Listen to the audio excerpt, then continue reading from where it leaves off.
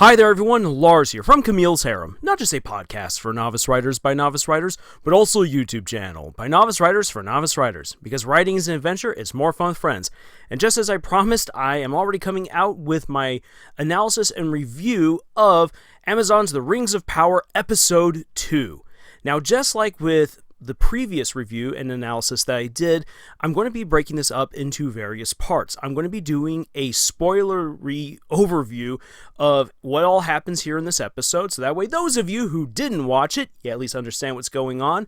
I will then look at the lore accuracy within this episode, as well as its just overall fan fiction nature.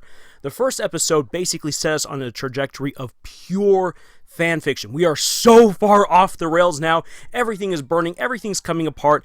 It's very, very hard to call this Tolkien's work in any kind of way. But that is what I'm going to be looking at, lore accuracy and the fan fiction details. I will then quickly talk about why Tolkien wrote the lore that he did that is referenced within this episode or misused in this episode.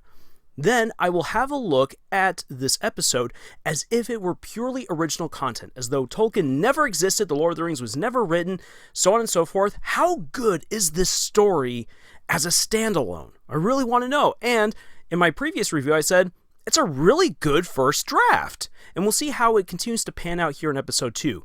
Finally, I will give you all some writing advice, especially for you novice authors and creatives out there. So, with that brief introduction out of the way, let's get into the events of this episode.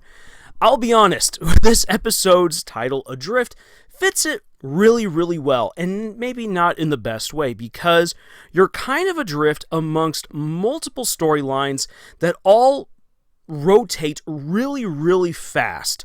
So, I am going to, rather than take them all these different pieces as they come, I'm going to look at each different character arc within this episode individually before moving on to the next. Let's first have a look at Nori Brandyfoot. In this episode, she tries to communicate with the stranger who fell out of the sky. And it's very difficult because there is no real good way of communicating between them. They don't really understand each other. He doesn't use any sort of language that she really understands. And when he does try to speak, horrible things happen. And we're getting tons of hints that there's a lot of foul magic around. Flames don't hurt her. Apparently, that is what it is. Fireflies die when he speaks to them, the trees bend, and as he writes, he tries to communicate to her via writing, but as he does so, he casts curses, and he actually breaks her father's foot. So things aren't necessarily going over all too well with Nori Brandyfoot and the stranger. There's really not a whole lot of development other than we find out that this guy is really hungry and he's willing to eat snail shells. He would definitely fit well at the Horn Eater Peaks, but that's a completely different fantasy series. So we don't really get much other than that towards the end of this particular arc, the stranger, as he speaks to the fireflies, and before he kills them, he manages to arrange them in a kind of constellation. And so Nori and her friend think that maybe we need to follow the stars, and it will lead us to wherever this stranger from the skies comes from. The next story that we get, or I say that we should focus on right here, is Arondir. So, with Arondir and Bronwyn finding out that there's a whole lot of problems in the town next door, as they go poking through the wreckage, they find that there are tunnels. And Arondir's like, I must find out what dug these tunnels. And he just drops in, takes a torch, takes a lantern, and books it down the tunnel. Tunnel warfare is really something different, and it's clear that Arondir is not prepared for what is down there. And he's not very good at tracking in a cave either. And he quickly finds himself pinned and ultimately captured by what we can pretty much believe are orcs. And that's basically it for Arondir. But then this takes us to Bronwyn and her son Theo. I finally have a name for Mr. Sweaty. But we get to Bronwyn and Leo, who now have to convince the people in their town that something really bad is going on, but they are not going to have any of it because they do not want the elves to have a reason to come back. If there's orcs, if there's curses, if there's a freaking Balrog next door, they're not going to let anyone know about it because they are sick and tired of having the elves around. This is really stupid thinking, especially for a bunch of backwater humans, but we are where we are. So Bronwyn is in vain trying to convince people to help her out. Meanwhile, Theo, come to find out, he has stolen the sword that they had found, that he and his buddy had found under the floorboards in another guy's barn. And that sword is now under the floorboards of his own house. And that's pretty interesting right there. Teenagers will do as teenagers do. However, as the weird creepiness of whatever magic is over this sword begins to take hold in the house, he's hearing voices. And so it's basically like the telltale heart, and he decides he's going to just break open the floorboards, he's going to get at this voice, and he finds out that the orcs have dug a tunnel under his house, and an orc comes in and tries to kidnap him. Bronwyn comes back home after having tried to convince people that they should flee, and the orc is there, and we get a pretty interesting fight. I will get into the details of this fight later on here in my review and analysis, but the fight goes down, and working together, the mother and son are able to pin the orc and take off its head. She brings the head to the butcher shop / bar in town, plops it on down, and says, "If any of you wish to survive, we will leave at first light." And I'm just already going to come out and say this right here. If you think that there are orcs close by and you don't have any protection, and you have proof now that orcs have tunneled into at least one person's house, I don't think that waiting till first light is the best idea. True, orcs do operate better at night, but it's kind of clear that the orcs are kind of doing snatch and grab operations right here. They're not yet ready to completely collapse the town like they did to the town next door. So maybe it would be best to get everyone to the Elven Tower as soon as possible. In any case, that's that story. We then get on over to Elrond and Durin the Fourth, and I actually really enjoyed this right here. So Elrond is meeting first with Celebrimbor, who he has the Hammer of Feanor right there, and it's very clear that Celebrimbor wants to rise above what his grandfather did. He doesn't just simply want to do beautiful gem work. He wants to take magic and artistry and crafting to a whole new level. Apparently, he and Gil-galad have been working on some kind of special project, and in order to pull off this project, Celebrimbor needs to have a massive forge built. However, Gil-galad does not have the elves necessary to build such a thing because his armies and his people have been spread out to secure Middle-earth. He doesn't yet have the manpower in order to complete this project by apparently the next year. So where are they going to get all of that manpower? That is where Elrond comes in, because Elrond is supposed to solve the unsolvable question. How can we get enough manpower to build this massive forge in order for Celebrimbor to finish this mystery project? This means that they must go to the dwarves. So Elrond goes to Khazad-dûm, where he is good friends with Prince Durin the Fourth. However, despite this supposedly good friendship, when Elrond and Celebrimbor arrive, the dwarves immediately shut them down. They do not want them to enter Khazad-dûm, and Elrond is embarrassed in front of this elven lord, and so he basically has to take on a special challenge with Durin in order to gain access to Khazad-dûm. So only Elrond is allowed in. Durin is going to embarrass him. They have a wager. Whoever can smash the most rocks will win. It's basically a game of strength and endurance. If Elrond loses, he will be banished forever. If he wins, he will be granted one boon, whatever it be, from the prince. Well, Elrond loses. He can't keep up with Durin. But he uses that opportunity to say, well, will the prince at least escort me out of his own kingdom? So he then gets a chance to be alone with Durin, and they talk it over. He's like, why are you being so cold to me? We are supposed to be good friends. And it's then revealed that Elrond hasn't been to Moria for the past 20 years. In that time, he has missed out on Durin's wedding and the births of his 2 children. So Durin is really pissed off at him and doesn't really want to talk. However, Elrond, being the smooth talker that he is, manages to convince Durin to allow him to at least apologize to Disa, Durin's wife. So they come, and Durin's all like, you're only here to apologize. You will not be staying for dinner. There'll be no long conversations.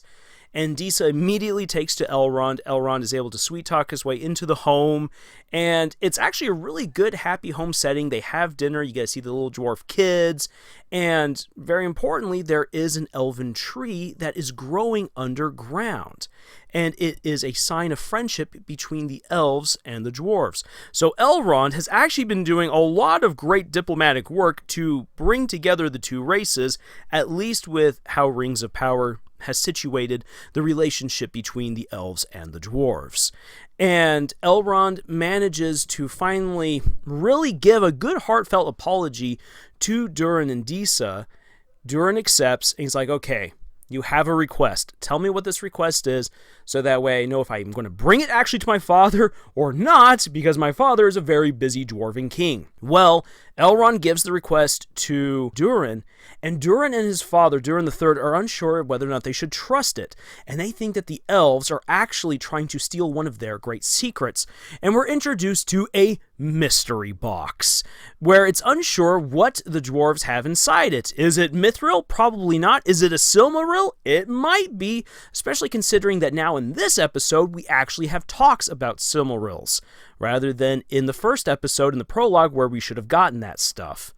Then finally we get to the story of Galadriel, where Galadriel is out in the middle of the ocean, and sure enough, by a crazy contrivance, she is rescued by a bunch of people who have brought together broken ships, Flotsam and Jetsam, and bound into a really rickety raft to try to stay alive as a sea worm hunts them.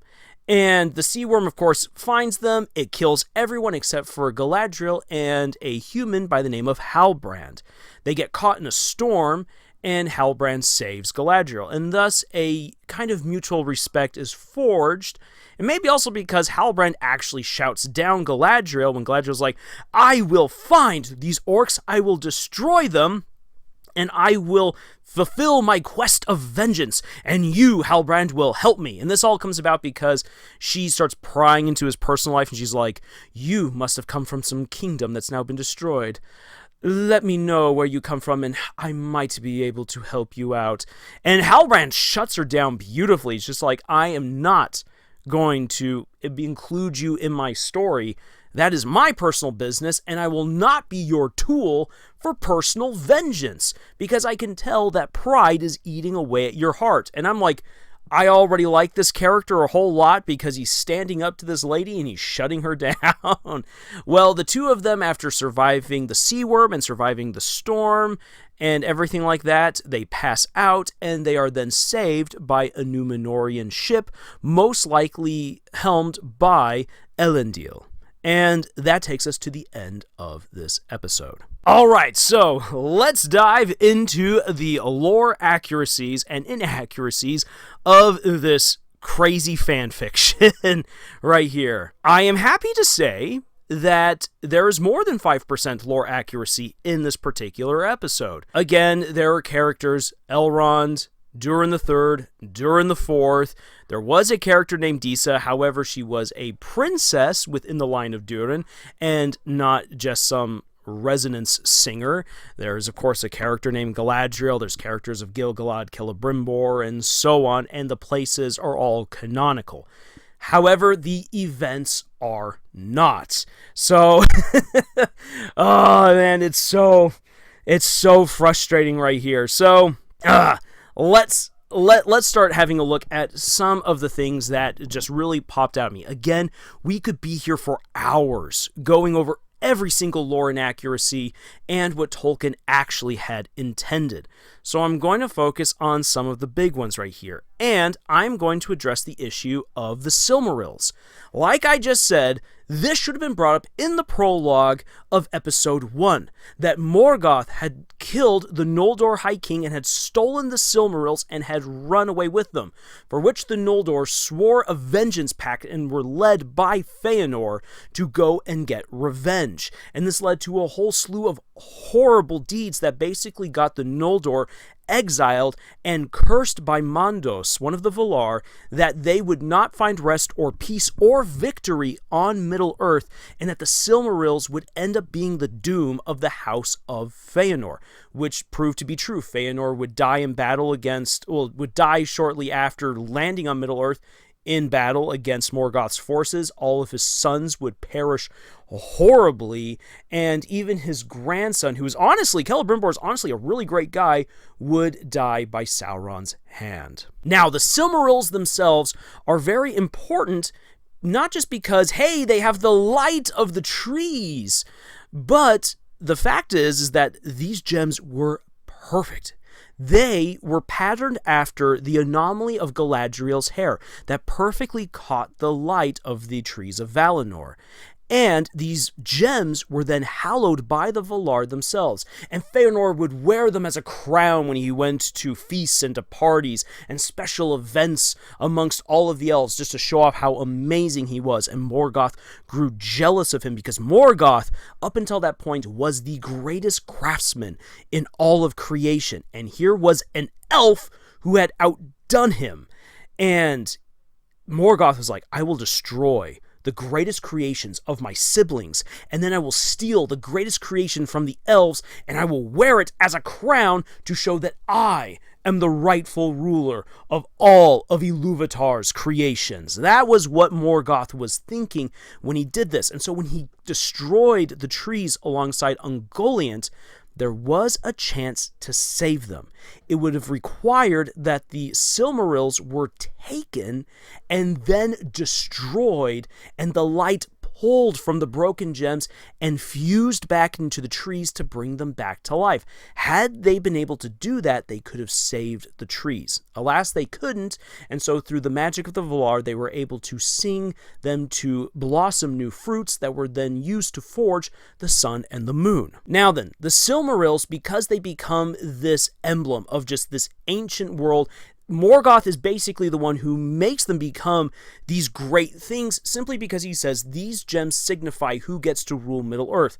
That's not really the case. It's more of like the prestige of who gets to have the Silmarils. And when you read the Silmarillion, you realize that you don't actually really want to hold a Silmaril because the doom of Mondos will follow you if you get involved in that horrible story. It's like the ancient poems and songs of dragon treasure. It's beautiful. It's amazing. It will make you powerful. It will make you rich, obviously, but there's always a curse involved.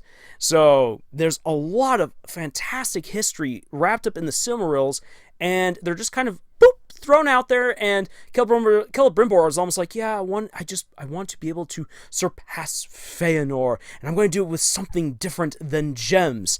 This is kind of weird right here because Celebrimbor has already, by this point in the lore, made a special gem for Galadriel, which is the Eleazar. The Eleazar is a green gem that when you look through it and you harness its power, you can restore anything of nature that has been destroyed. And the Eleazar was used by Galadriel to restore a lot of the lands that were wiped out or burned down by Sauron and his forces. So it's a very important, very powerful gem, and it was a special gift from Celebrimbor to Galadriel.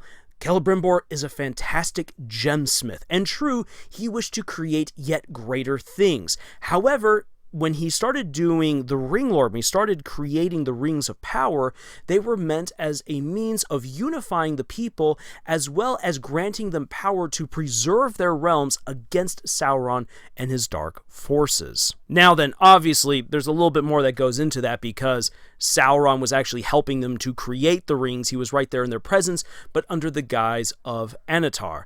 And all of that has been just completely thrown out here in the Rings of Power. So all of the intrigue, the politicking, and all that stuff is not even there. And speaking of politics, let me address one of the other big lore mistakes, a big bit of lore breaking actually. The relationship between the elves and the dwarves. The animosity between dwarves and elves is actually mostly through between the dwarves and the Sylvan elves. And that is part of the fall of Menegroth when the dwarves overthrew King Thangol and took the Silmaril that he had received from Beren and Luthien and slew him because they wanted to have that gem. And then the Ents got revenge for the elves and wiped out an entire dwarven kingdom. And there was a whole lot of just really bad blood between the Sylvan elves and the dwarves. However, the Noldor, the ones who had been exiled from Valinor, they actually got along very well with the dwarves. The Noldor had loved Aule And just as the Aule had created the dwarves, and so the dwarves love him, they, of course, are like, you like Aule? I like Aule. You like crafting stuff? I love crafting stuff. You love developing your skills? I love developing my skills. And so the Noldor and the dwarves had a whole lot in common, and they actually got along really, really well. And throughout the First Age especially, the Noldor were always the ones who managed to call in the dwarves to help them fight in their wars against Morgoth. And in the Second Age, they shared so much between each other. Celebrimbor and the Dwarven Smiths were actually really great allies and shared a lot of knowledge and material between them. That period of time was the golden age for the city of Khazad-dûm and for Moria in general. So honestly, Elrond and Celebrimbor, both as Noldor elves, should immediately already have great relationships with the dwarves. And that's one of the things I liked right here, is that Elrond has a good relationship with the dwarves. That is canonically correct. And when we actually get to see Khazad-dûm, that was canonically correct. The way that they use the mirrors to grow all of their crops, the way that they use the mirrors to basically bring day or night to the city, and it's just big and vast and wonderful. That was so well done. For a brief moment, I was swept back away to the Moria that I knew from the Peter Jackson films and the Moria that I read about when reading The Fellowship of the Ring. However, I was immediately snapped out of this when the Rings of Power showrunners don't understand dwarven culture. And this is where so much more lore breaking comes on in. The dwarves are like, the way that they portray the dwarves effectively are as rednecks. They are highly skilled, intelligent in what they know, but they're dumb, they're drunk, and they do a lot of stupid things. That is how the Rings of Power portrays dwarves. That is not so according to Tolkien. The dwarves are secretive about things that are very special to them. However, they love their craft, and if you show interest in that, they will talk your ear off. They are incredibly loyal. They love the people of their own kind. They love the people who share the same interests as them. They are brilliant, and they love to show off their brilliance. They love craft, and they're always sharing that. Everyone goes around in armor. And where on earth are the women with their beards? I don't recall seeing any women in the sequences in episode 2 who actually had beards. And that's a bit of a problem because, well, dwarven women are supposed to look like dwarven men.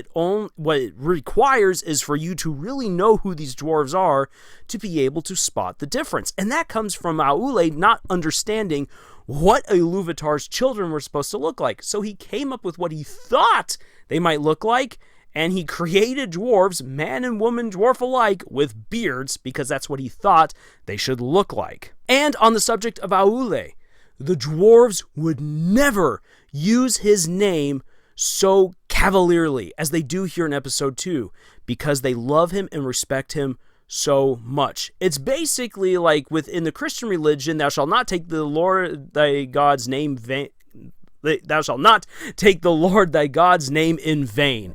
Ooh, there's the commandment right there.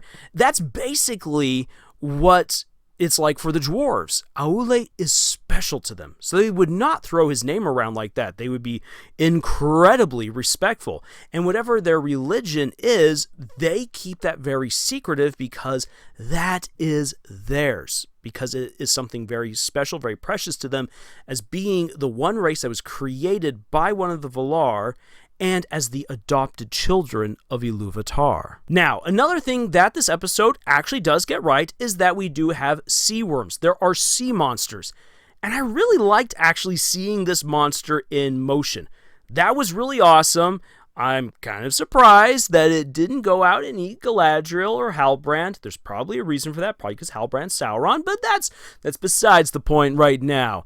That was honestly really cool, and I like that. But one of the things I didn't like is how all of these humans were treating Galadriel. For one thing, if this was actually truly canonical Galadriel, and she by some crazy happenstance found herself in the situation, she's so beautiful and so powerful and so mesmerizing that no human would have been able to raise their hands in any sort of way towards her. They would have been terrified and mesmerized by her. So, yeah, and another thing is this, is that this show just seems to be convinced that all races kind of hate each other. Humans, in some places, might not have really trusted the elves, and in some cases, the elves didn't really trust the humans. However, there was not so much in the way of open animosity. In fact, many humans looked up to elves, and there were many elves who enjoyed being around humans. There was plenty of cohabitation and cosmopolitanism during the Second Age. They got along fairly well as far as Tolkien wrote. So all of this animosity between the races is kind of stupid because it goes against everything that Tolkien wrote. And that's one of the sad things about Sauron's rise to power in the Second Age, is how he was able to break apart the different races and the different kingdoms and bring them down one by one, which is why the Last Alliance is so special, because Elendil, Gil-galad, and Elrond were able to bring together all of the different races for one last stand against Sauron and bring him down. Now then, another thing that I want to address, and I probably should have brought this up when it came to the Silmarils, Feanor's hammer. I went looking into the obscure lore. There's indeed stuff that Feanor, as a smith, he had a special hammer and everything like that, but there's nothing necessarily magical or special about that hammer in and of itself. No. In fact, actually, creating something like the Silmarils comes down to a matter of knowledge and magic, your own personal magic and power. And Feanor was an unconquerable spirit, so much so that when he died, his body actually was incinerated by the light and power of his own spirit. So Feanor was an incredibly powerful elf, and that's what helped him to actually make the Silmarils, along with the knowledge that he had gained from the Valar. So the whole hammer of Feanor really isn't actually all that important. Another thing that also the show just gets wrong is what you need to forge the Rings of Power. I honestly feel like the showrunners are like, okay, so Sauron forged the One Ring in Mount Doom, and you basically need the power of a volcano in order to forge a Ring of Power. That's how it works! Huzzah! Again, no. In order to forge a Ring of Power, as far as Tolkien described it, it requires power, magic, and knowledge in order to do this. You have to understand the spells of binding, and we don't fully understand everything that went into the forging of these rings. We know that the elves definitely experimented quite extensively with what they could do with ringcraft, and you don't need actually a massive furnace. You need magic and skill. The reason why Sauron, having forged the ring within Mount Doom, is so important is because that became Sauron's personal domain. And I already went into detail about this in my video about why the Fellowship should not have taken the Eagles to Mount Doom, because that actually would have defeated them ultimately in the end. So suffice it to say, the reason why Sauron forged the One Ring in Mount Doom was because he turned Orodruin and the Cracks of Doom, or as we call them, Sammath Nar, into his own personal hell. It is his place where his power reigns supreme. Not even the light of the Silmarils is allowed to shine in his presence. That's just how powerful Sauron is, and I love that little bit of lore because it definitely underlines just how dangerous Sauron is as an individual. And only within Sammath Nar, which is in Mount Doom, could the ring be destroyed. It's not the heat of the fires, it is the magic, and Sauron put his own magic into that particular area in order to create the ring and to put in the one little annoying asterisk in how to use his ring. If you want to destroy this evil little bit of jewelry, you gotta go to the place where my spirit basically resides and destroy it. Oh yeah, if you do that, you will become possessed by my power and you won't be able to destroy the ring. Ha!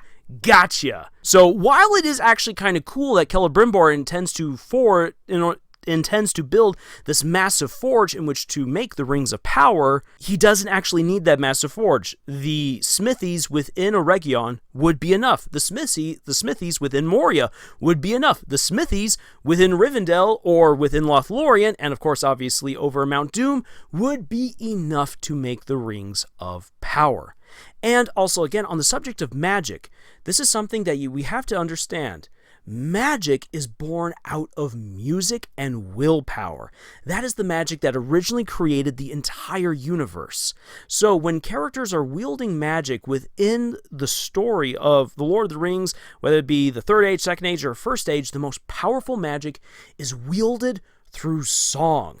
And that's another thing that allows Sauron to actually make the powerful things that he does, is he sings them into being. Just as the Valar sang the world and the stars into being, how they sang the trees back to life for just a mere moment to create the fruits necessary to forge the sun and the moon. And most likely song was involved in the making of the Silmarils. Song was most likely involved in the making of the Rings of Power. Music is very, very potent. Now then, a lesser form of that powerful magic are spoken incantations. So what the wizards are able to use by chanting certain incantations or speaking certain words, they're able then to invoke a lesser form of magic. Tolkien never really got into the matter of runes like what we see the stranger write as he's trying to communicate with Nori. Within the established lore of Middle-earth, runes themselves will not suddenly cause people's bones to break. Runes, however, can represent the language that if you speak it will then invoke the spell that will then cause whatever you want to have happen. So there is willpower, and there is something about speaking that is essential in order to actually use magic. And that's something that, again, the showrunners don't get because they didn't actually dive deep into the lore of Middle-earth. Now, of course, yes, there are special items that are forged, like wizard staffs, the rings, the Silmarils, the Eleazar, and a bunch of other things that help to amplify your magical powers or to help draw out your willpower and manifest it as magic. That stuff definitely exists.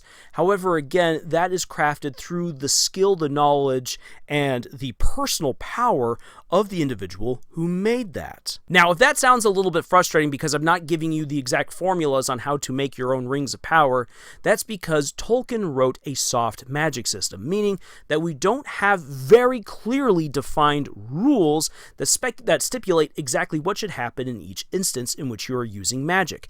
Instead, it's basically guideposts for understanding how or why the magic is being used, so that way it's not just a deus ex machina and boom, you get whatever you want. Because if you just write magic that way, then why don't you just use magic to solve all your problems and be done with it? That's not how Tolkien wrote his story. Everything that he wrote had a purpose to it and an obstacle to be overcome. Now then, again, I could continue to go on and on and on about all the different things as far as the lore goes, but let me just again reiterate something I said in my previous review before I then move on to talking about why Tolkien wrote the stuff the way that he did. This show could have really won so many of the fans over if in the prologue we had gotten a good rundown of the War of Wrath, the story of the Silmarils, Feanor, and oh my gosh, give me the story of Fingolfin.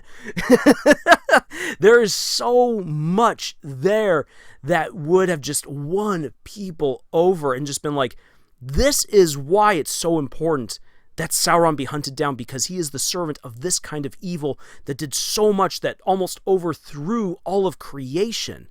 So this is some pretty big stuff. We don't get any of that in episode 1, and it's only hinted at in episode 2. If you don't have knowledge of the Silmarillion, a lot of the conversations and references to the Valar make no sense. It's gobbledygook. And while that can be a little bit interesting, there's definitely something to say about introducing people to cultures where they don't fully understand what it is that they're reading or listening or watching just yet. The fact of the matter is that a lot of the things that they're referencing requires a whole ton of context. And from this point on, if they're going to pump the brakes and give us context, it's just going to be an overbearing info dump. The prologue is where that should have happened. And again, that's one of the reasons why I actually personally love a good prologue. And just, still thinking about Morgoth, one more thing. The whole story of Morgoth holding the Silmarils, and they were just so beautiful. He cried one singular tear, and it hit him.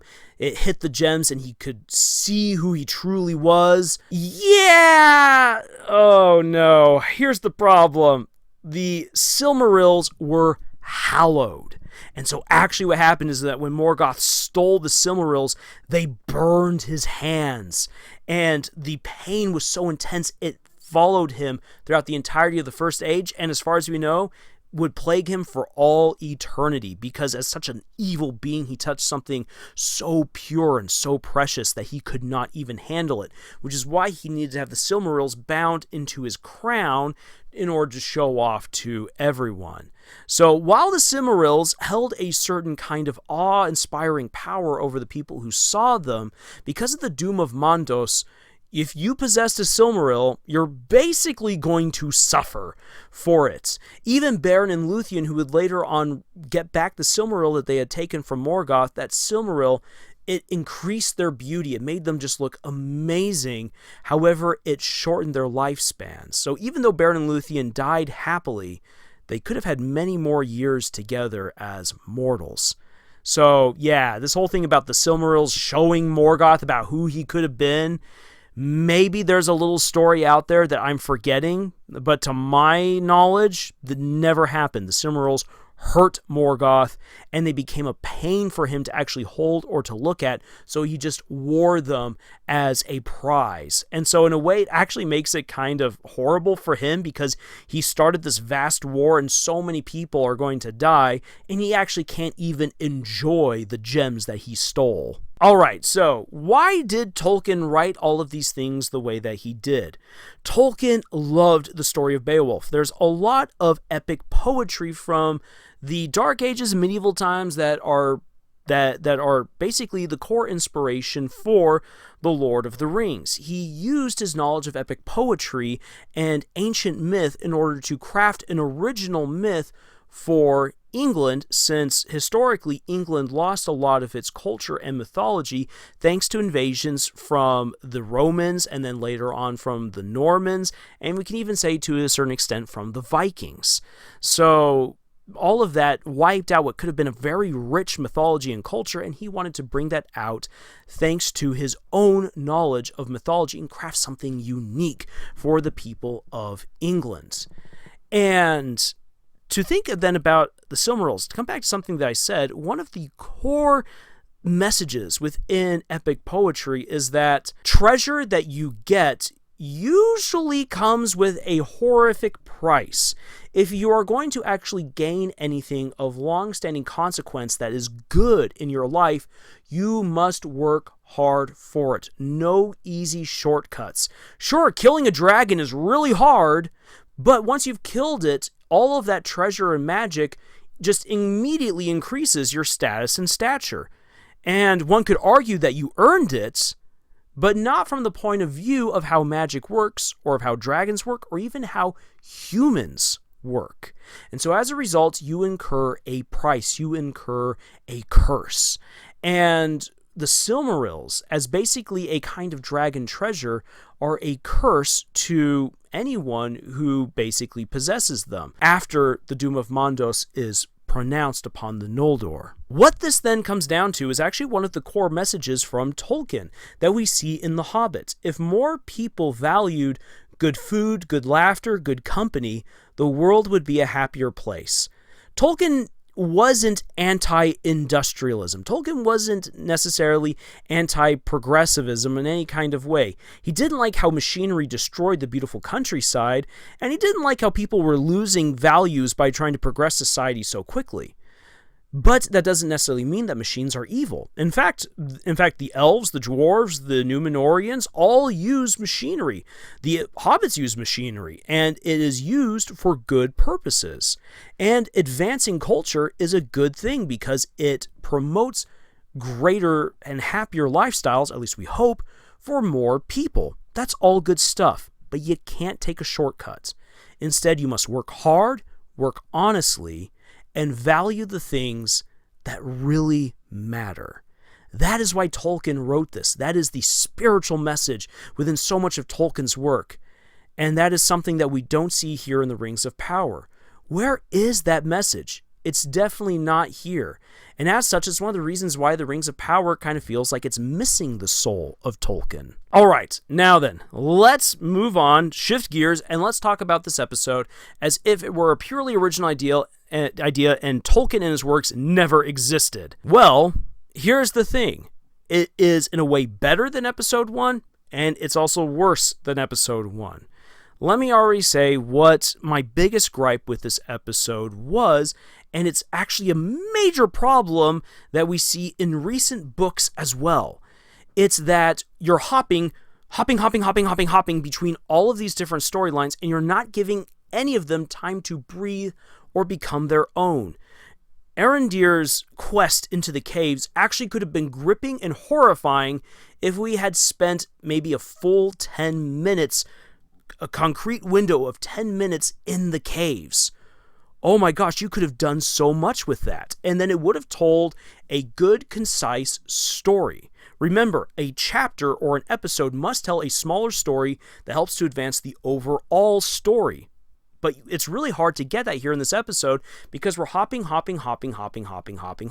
As such, the horrific adventures of Arondir don't really land.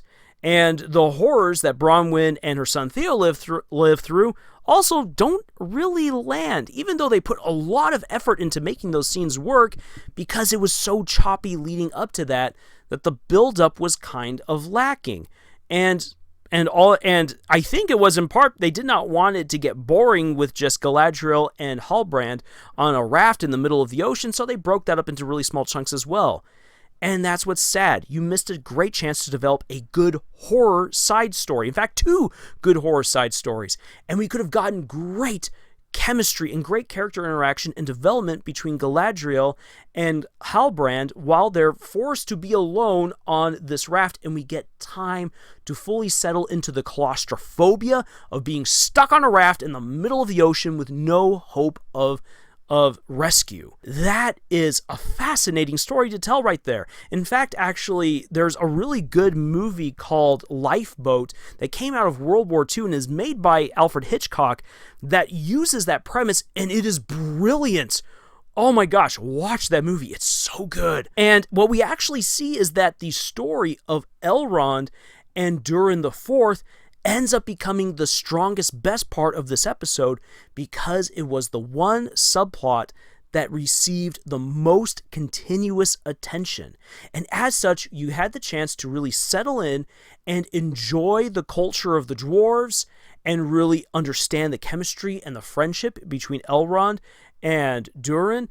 And within that context, it's actually a really fantastic relationship. They are the hope of the future. And here's the thing is that Disa, as an individual, I'm actually honestly shocked. She was a very endearing character. She was a great loving wife and support to her husband. I really honestly enjoyed that. The entire chemistry, the conversation, this was the best dialogue, at least in my opinion, in the entire show thus far. It was great. And if I didn't know anything about dwarves from Tolkien, we are getting the best immersion into a culture thus far in Khazad-dûm. We understand who the dwarves are. We understand what amazing city they have built. It's really, really good. So a tip of the hat to how they wrote the relationship between Elrond and Durin the Fourth, and how they presented Disa and the family, how they presented Khazad-dûm, and even the introduction of the very ominous Dwarven King. All of this was great. And in fact, even the conversation between Elrond and Celebrimbor was great. It provided awesome world-building understanding. Now then, it's very clear that we're missing a ton of context for some of the stuff that they're talking about, so you would hope that they will bring that up later on in the show in order to better center some of the conversations, especially between Elrond and Celebrimbor. But really, everything to do with Elrond this episode was very, very well written. There is one thing, however, that undermined just this amazing story with the dwarves, and it is the mystery box. When Prince Durin meets with his father and says, Elrond, whom I trust, has a proposal, and his father is like, I don't trust this. We can't trust the elves. And it's when we learned that it's not just simply we can't trust the elves because our races don't necessarily get along, but also because the dwarves are holding a secret. And because of all the conversation about Silmarils, we might guess that what the dwarves have in their care is a Silmaril. Now, we don't actually know. It is a mystery within that box. J.D. Payne and Patrick McKay are students and acolytes of J.J. Abrams, who is all about mystery box writing. Now, the concept of the mystery box is an interesting one. The idea being is that you introduce something that is unknown to the audience and to the cast, and that in order to push along a good part of the story, you must explore this mystery. Now then, J.J. Abrams says the most important thing about a mystery box is that you never understand what was actually in it. The problem with writing a mystery that way is that it ultimately is you are left feeling unfulfilled, and without the mystery ever being solved, at least to any sort of satisfactory conclusion, it means then that there are a ton of loose threads. So the concept of the mystery box is really good to build up tension, build up mystery, and help to promote good plot progression, but in order to actually make it work out, you need to actually solve the mystery. So, this mystery box that the dwarves have, this is going to be interesting. I don't think that we're going to go full J.J. Abrams right here with this special box. It's most likely a Silmaril. We'll just have to see. But the reason why this kind of tanked it for me is because it's a mystery box. And because we weren't shown what this actually was, we're just shown light, who knows what it is? Conjecture says Silmaril. It could be Mithril. It could be something else. It could be the Rings of Power. We don't actually know, and as such, that's kind of infuriating. Without understanding what the dwarves actually have in their keep, it's hard to tell if we should sympathize with them or if we should hate them for holding this particular secret. And so it just kind of, it sours the ending to what was a really, really good subplot. And coming back to the idea of wanting to be able to tell good, succinct stories within a chapter, within an episode.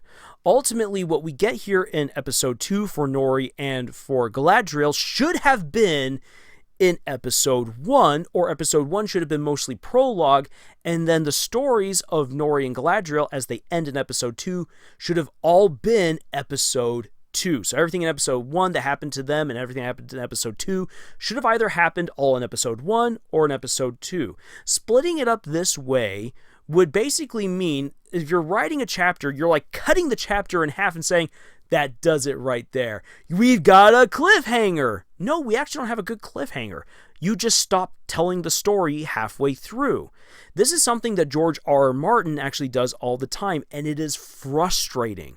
It is genuinely frustrating, and one of the only reasons why he gets away with it is because the plots and the characters that he writes are usually so interesting that you stick with it. The unfortunate thing is, if you're someone like me who's read all of the books and scrutinized them, and you realize what kind of tricks George R. R. Martin pulls, most of the interest is immediately lost because you know nearly every plot that is being designed in the story thus far doesn't matter, and half of the characters that you're reading about will die by the end of the book. So why bother getting invested in all of these different POVs? And then everything just becomes very dysfunctional within the story. And you don't want that to happen with your original material right here in the Rings of Power. It severely weakens the show. Now then, something that I want to get to as far as original content goes. Again, I'm not buying Arondir's and Bronwyn's relationship. That's just, it's honestly awfully written. As far as this show goes, the only romance that actually exists is between Durin and Disa, and I enjoy that. I'm not sold on what's happening with Arondir and Bronwyn. We got so little of Arondir this episode, honestly, they should have held that off for another moment. With Bronwyn and with Theo, we got some pretty good stuff. Again, it was too choppy to really build up the proper atmosphere that you needed for what happened.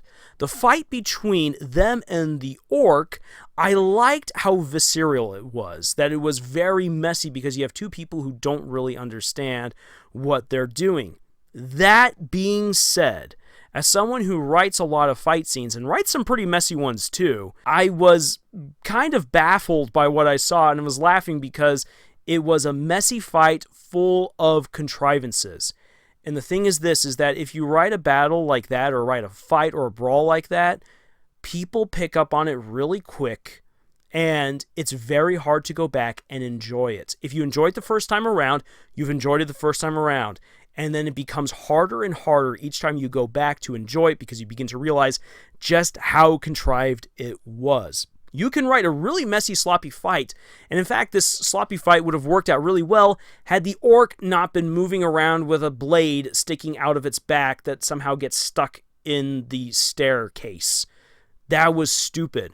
Or that Bronwyn, or that Theo just suddenly happens to have a noose, a proper noose, and a pulley in order to move that orc. That was kind of dumb. Or what was the stuff that Bronwyn was even throwing at the orc?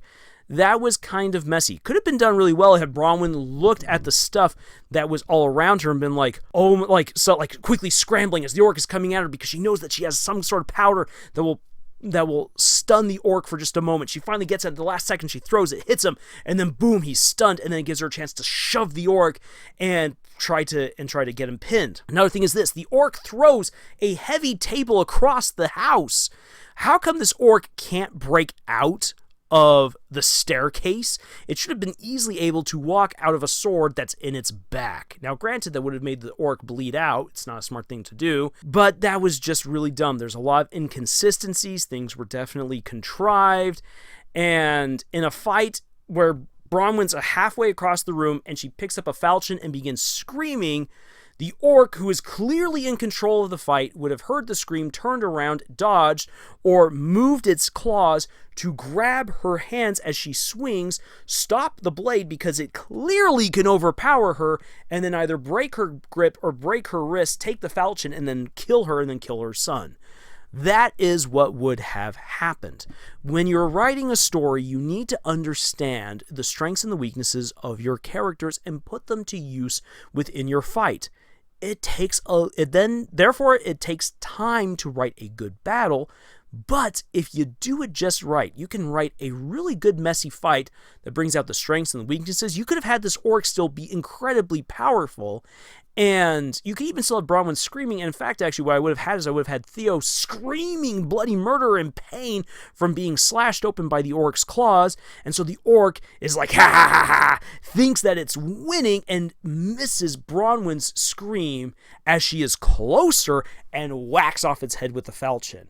And I definitely wouldn't have had the whole pulley thing happen. I would have actually probably have had Theo drop stuff from the second landing onto the orc to help discombobulate it, so that way then it would be easier to take it down. They think that they've brought it down, so Theo comes down, and the orc is like, ha, surprise, I was only slightly discombobulated. Slash Theo, he's screaming in pain, and that's when he's deafened slightly so he doesn't hear Bronwyn coming from behind, and Bronwyn's able to cut off his head.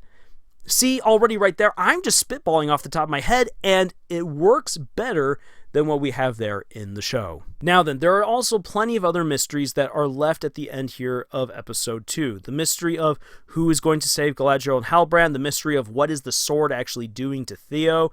Theo is a real creep by the end of this. I don't like Theo. I don't trust what's going on with this kid. And it's not that I believe he's being possessed by the sword. I just think he's a bad kid. We are left with the mystery of what's happening to Arondir. We are left with the mystery of what's happening with the dwarves. We're left with the mystery of what Celebrimbor is making. We're left with the mystery of what Gil-galad has planned. We're left with a lot of mysteries. Now then, having a whole bunch of mysteries isn't bad. But the thing is this, is that by the end of episode 2, we have gotten a positive deluge of questions, and these are questions that will not be readily or easily answered in the upcoming episodes.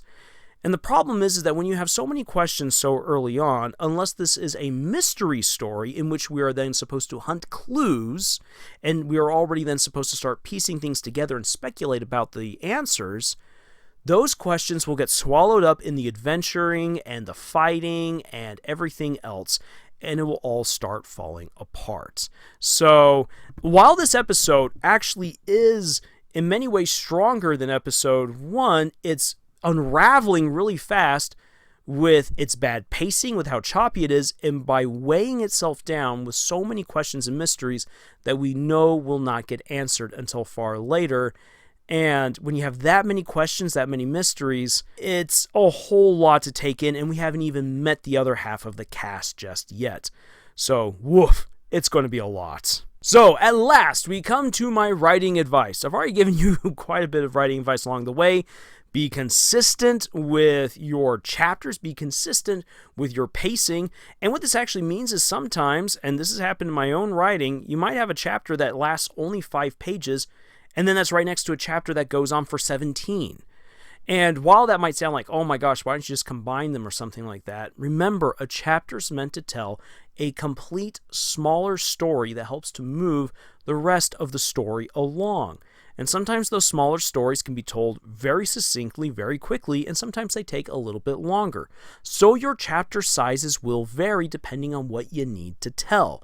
And when you're telling something episodically, where you definitely have a time limit on what you can show, that then comes down to balancing what can I show in order to make things make sense. Oh my gosh, if you heard that little crash right there, one of my cats just came on in to my office and started knocking things over, like a cat does. And he's right now looking at me with his little smug face. I see you there. I'm keeping that in, just to shame you, kitty. He's actually shaming me. So, consistency. Just as you need to be consistent in your canon in order to make things make sense within your story, to have consistent character arcs, you need to be consistent with your pacing and with how you are balancing stuff within your chapters. It takes a lot of work. It's going to require a lot of edits in order to make things work out. Again, this show is like a good first draft, but a first draft is never perfect. It will have plenty of flaws, and we see plenty of flaws right here. And when it comes to writing good fights, and I've done quite a few videos on writing good battles and good duels and stuff like that, when it comes to writing a fight, it's about the tempo. It's about making things make sense. It's about the stakes. It's about what has led to this right here. The fight that Theo and Bronwyn have with the orc is actually really well set up. The execution of the fight, however, is really sloppy because it's full of contrivances and conveniences. You can write a really hilarious or really messy or really insane quick fight that has a whole bunch of really bizarre stuff going on, but you can still make it make sense. But that means you have to sit down and say, okay, why is this right now happening? How do we get to this particular slug, or to this particular awesome trick with the sword, or something like that? And once you have those answers, you can then write the fight in a way that makes good sense. My last bit of good writing advice here is this: writing politics. Now then, I've said this plenty of times here on this channel. We here at Camille's Harem, we don't care about real world politics, we care about fictional politics. And one of the things that I'm seeing done kind of well here in the Rings of Power, however it still might fall apart really quickly, we'll have to see how this goes, is politicking between the elves and the dwarves. And I've met a lot of writers who say that they don't want to write politics because politics is messy, and it's true, real world politics is a real mess. So how can you then write good politics when, especially if you don't like politics in the real world? Think about it this way. All politics, whether fictional or real, can be likened to a bunch of kids playing in a game room or in a toy room. All of the kids want to have something. Some kids might want to have all the toys. Some kids might just want to have certain toys. Some kids might want to play with their friends, or they might want to make new friends. So there's a lot of dynamics, there's a lot of personal desires all happening here in this room all at once. And in order for there to not be chaos and children trying to murder each other, there have to be some sort of rules in order for them to share toys and to get along. Normally, some adult sets the rules, and those are then the rules that you play around with, or if you want to make it more interesting, you think of it as, well, what if the kids didn't have an adult supervisor, and so the kids have to come up with their own rules. This would then mean that kids start banding together with their friends, creating political factions, and they start coming up with ways in which they can get the toys or the people that they want to play with. And that's politics. Politics is all about knowing what toys you want and figuring out how you are going to get those toys and get those friends with which you can play with those toys. That's politics in a nutshell. So in order to understand writing your own fictional politics, think about, okay, what are the rules by which the kids, the characters within my story, are playing by? What are their rules? Or what are the rules that they are trying to create?